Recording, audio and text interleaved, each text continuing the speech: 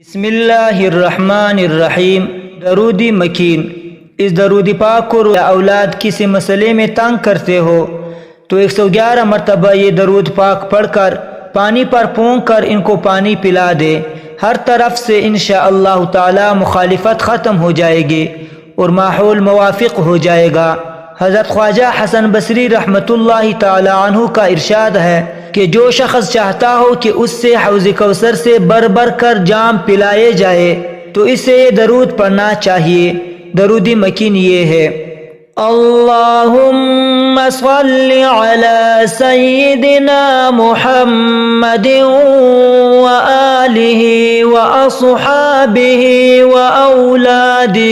وأولاده وأزواجه وذرياته وأهل بيته وأصهاره وأنصاره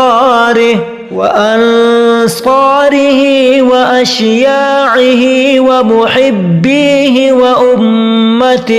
وأمته وعلينا معهم أجمعين يا أرحم الراحمين۔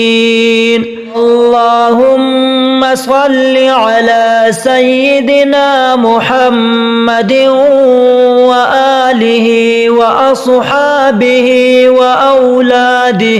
وأولاده وأزواجه وذرياته وأهل بيته وأصهاره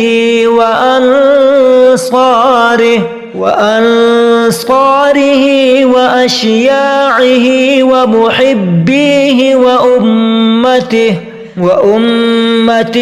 وعلينا معهم أجمعين يا أرحم الراحمين۔